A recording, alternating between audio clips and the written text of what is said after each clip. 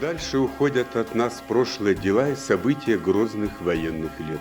О Великой Отечественной войне написано много книг, но тема эта неисчерпаема. Чтобы лучше понять события Великой Отечественной войны, обратимся к исторической судьбе русского солдата, о котором Достоевский как-то сказал: «Русский солдат – это эмблема России». Маслянинская центральная библиотека представляет книгу «Пока в груди стучит сердце», автор-составитель которой Юрий Аркадьевич Фабрика, заслуженный работник культуры Российской Федерации, старший научный сотрудник Музея истории Сибирского военного округа, член Союза журналистов Российской Федерации, автор 8 книг и 260 публикаций. Книга посвящена жизни и подвигу героя Советского Союза Ефима Дмитриевича Гриценко, нашего земляка, призванного в Красную армию Маслянинским районным военным комитетом в конце августа 1941 года и героически погибшего 25 апреля 1945 года. В 37 лет при штурме столицы фашистской Германии Берлина, прошедшему с боями путь к победе через Украину, Белоруссию, Польшу, Германию. В мае месяце сотрудниками библиотеки взято интервью у Юрия Аркадьевича Фабрики, где он рассказывает о том, как родилась идея написания книги. Я помню тот трепет и то волнение, которое я испытал, когда дочь героя доверяет нашему музею и мне лично вот эту переписку, которой нет цены, которая позволяет увидеть душу героя, понять смысл его действий, увидеть тот подвиг, который совершил он в годы Великой Отечественной войны, и увидеть ту эпоху, то время, в которое жили, защищали наше Отечество, эти удивительные люди. Перед нами 181 письмо Ефима Дмитриевича. Это большое и умное произведение о войне, боевых товарищах, судьбах страны, о глубоких чувствах солдата и бесконечной любви к семье, родным и близким. Письма, адресованные жене, дочери и совсем маленькому сыну.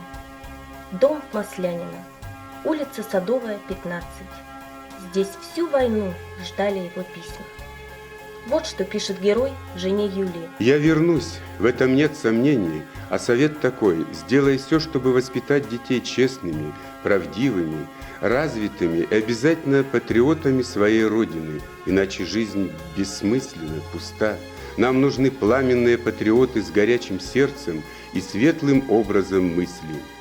Такими должны быть наши дети. Я бы писал тебе каждый день, с условием, что ты мои письма сохранила бы. Это был бы своеобразный дневник, который потом, после войны и нашей победы, очень бы пригодился». Желание героя рассказать о войне своим детям, потомкам воплотились в издании книги «Пока в груди стучит сердце». Юрий Аркадьевич Фабрика говорит о том, почему эта книга получила именно такое название. Я поначалу хотел назвать книгу «За 2 недели до победы». Но потом вернулся к его же словам из одного из писем 1942 года, когда он сказал: «Пока в груди стучит сердце». 31 мая 1945 года командиру полка Ефиму Дмитриевичу Гриценко посмертно присвоено высокое звание Героя Советского Союза. Похоронен в центре Берлина в братской могиле советских воинов. Книга издана в 2011 году сибирским книжным издательством тиражом 500 экземпляров.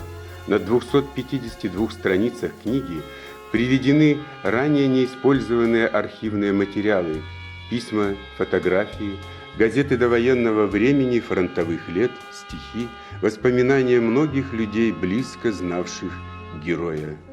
Книга имеется в фонде Центральной библиотеки, на титульном листе которой автограф Юрия Аркадьевича Фабрики. Земляки свято чтут память героя. В центре Маслянина, в сквере, возвышается обелиск его в честь. Его именем названа одна из улиц рабочего поселка. Маслянинцы благодарны автору за создание книги.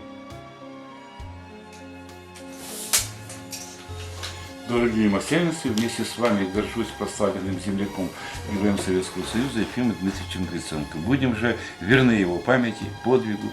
Служить будем России так, как служил он, простой русский солдат, солдат-победитель. С огромным уважением, автор.